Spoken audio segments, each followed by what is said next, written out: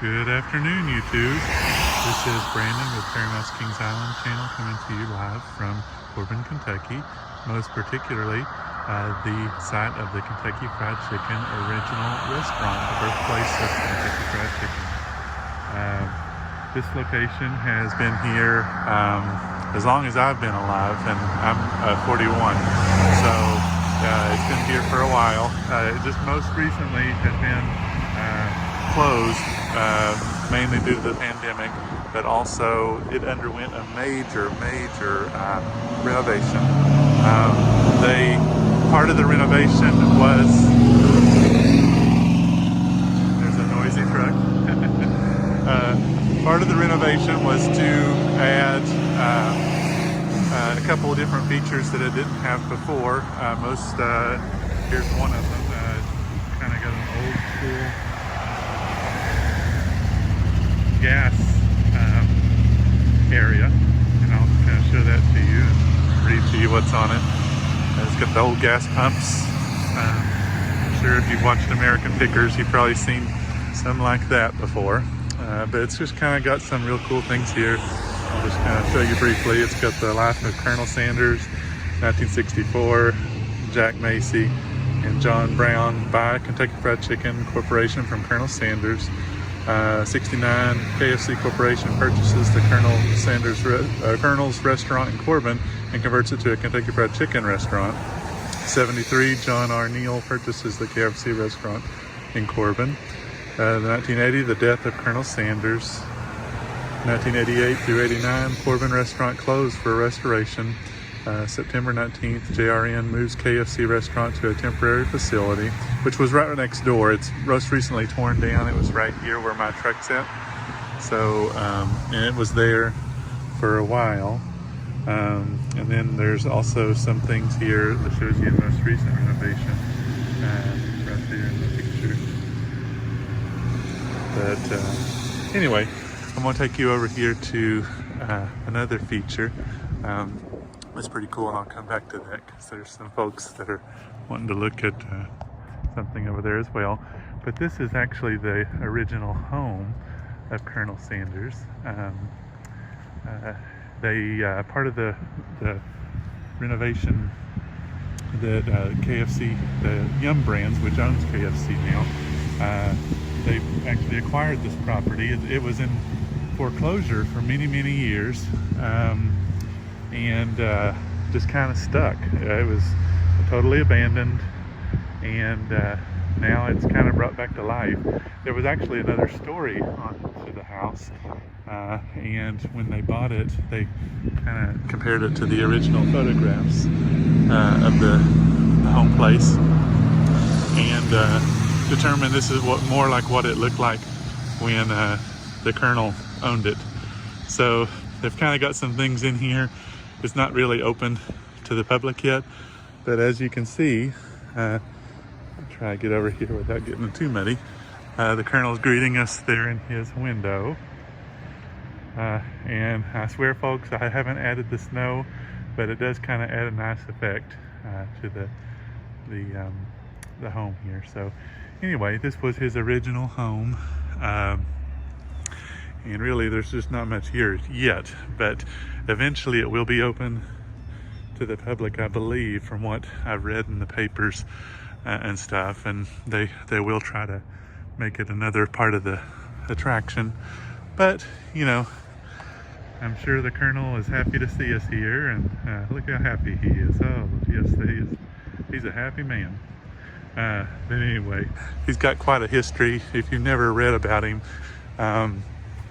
he, you know, the way he started this restaurant, and, you know, his life and career, just pretty fascinating. I would highly recommend researching and reading about it and learning about all you can. But they really have done a great job. I read in the paper where the Yum Brands, isn't that amazing? They built this whole back section that I'm zooming in on right now. That's all been added. It's still closed to the public because of the pandemic, but it will be fun to kind of see what it's all about whenever everything gets back up open and everything. But you know, actually added this big sign at night. It's really cool to see. You can see the little bucket up there revolving and stuff. So it's pretty cool. They've done a great job with it, and you know, Corbin takes great pride in its community and you know what it has to offer. It's like I said earlier, it's a small community, but it you know, it has things that maybe some larger cities and things like that do not have. And you know, it's a great place to raise family, or you know, I've lived here a lot most of my life, you know, so it's pretty cool place. So I'm just going to continue reading like I did earlier. In 1935, Sanders made a colonel by the Governor Ruby LaFoon in recognition of his contribution to the state's cuisine. He became the director of National Restaurant Association, and in 40, Sanders Cafe opened on July 4th, featuring the colonel's new invention, pressure fried chicken, cooked according to his secret family spice recipe. In 1939, Sanders Cafe, listed in Duncan Hines' Adventures in Good Eating restaurant and part of the motel destroyed in the fire. 52, Pete Herman became the first franchisee of Kentucky Fried Chicken. 1956, Harlan Sanders Court, a cafe sold at auction on March 7th. The Colonel intensifies his franchising efforts, and in 60, over 400 restaurants in the U.S. and Canada are selling Colonel Sanders Kentucky Fried Chicken. So that's pretty cool. And that's a kind of a rendering of the original. And over here, it's got kind of his beginnings. 1890, Harlan Sanders was born in Henryville, Indiana, to Wilbert and Margaret Dunleavy Sanders on September 9th. 1906, Sanders joins the Army at age 16 and sees service in Cuba. 1912, Harlan Sanders organizes corporation and sells stock for a ferry boat on Foreman Coots to run between Jeffersonville, Indiana and Louisville. 27, Sanders forms corporation in Nicholasville, Kentucky, where he operates a service station. Harlan Sanders' first marketing meter stroke a sign advertising free air. In 1930, Harlan Sanders moves to Corbin, Kentucky, where he operates his first restaurant. It consisted of a table and 6 chairs in front of a small room of his Shell Oil service station. So that's kind of what that's referring to with the gas pumps there. So 1931, Harlan Sanders moves across the road and begins Sanders service station selling pure oil service products. This new location has a dining room and for restaurant customers. So across the street right now is this community trust bank and then an old furniture store. You know, one can only assume it's probably somewhere in that general vicinity. There's one more thing over here. I'm going to try to get a peek on the inside, you know, see what we can see, but I'm not sure we're going to be able to see awful much. But eventually we'll be let in here, and you know, that'll be good.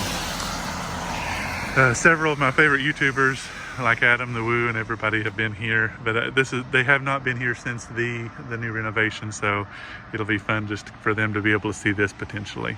Birth of a legend, Kentucky's most famous citizen, Colonel Harlan Sanders began the part of his life that brought him fame in a small gas service station on the opposite side of the highway. Born on September 9th, 1890, near Henryville, Indiana, he left school at 12 to support his family. He held a wide variety of jobs as a farmhand, soldier, railroader, secretary, insurance salesman, and ferryboat operator until 1930, when he came to Corbin, moved his family into quarters behind the station, and started pumping gasoline. That's the White House that I showed you earlier. This was the main route to Florida from the north. Traffic slowed during the Great Depression, so Sanders, who enjoyed cooking, augmented his meager income by selling meals to tourists. His food was liked, his reputation grew, and his career as a restaurateur began. So let's go over here and see what the other side says. So it continues on here. In 1932, Colonel Sanders bought the small restaurant near the site. Here he combined good cooking, hard work, and showmanship to build a regional fame for his fine food. His restaurant and motel, now gone, flourished to serve his patrons better. Sanders consistently experimented with new recipes and cooking methods. Here he created, developed, and perfected his world-famous recipe, chicken.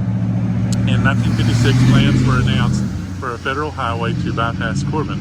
Threatened with the traffic law, Sanders, then 66 and undaunted, sold the restaurant and started traveling America, selling seasoning and his recipe for fried chicken to other restaurants. His success in the effort began the world's largest commercial food service system and made Kentucky a household word around the world. So, presented by the innumerable friends of Kentucky's greatest goodwill ambassador. So, before the renovation, this area right here actually was kind of like a little museum area, and you can kind of see a little bit of it still. This part was kind of like an office, and they had it set up as his office, but I'm assuming they probably moved that back there to that new addition. But the kitchen is still back there. Now, before you could not walk in the kitchen, and now it looks like you can. As you can see, there's a little area there where you can walk inside. So, some changes, and I think for the better, because before you really couldn't tell much about it. You can kind of see in here, I don't know if you can or not. No, you can't. But there was a hotel replica as well of the hotel rooms that it was referring to. So, don't know if the new one will or not, but you can kind of tell, they've changed a little bit on the inside, but it's just kind of hard to tell because it's locked, of course, to the public at this point in time. But it'll be fun to kind of see what it's like once it gets back up and operational again. But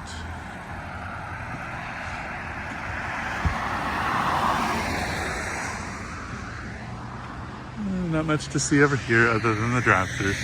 But I'm going to go ahead and close out this video. Please like and subscribe. That's how we get this channel to grow. And thank you again for watching the Paramount's Kings Island channel. I really do appreciate each and every one of you. And let's continue to get this channel to grow. I'm going to continue to be adding content this weekend while I'm here in Corbin. And just please like and subscribe. Thank you guys, and hope you have a great day, and enjoy this video and the others that I'll be adding this weekend. This is Brandon from Paramount's Kings Island channel, signing off.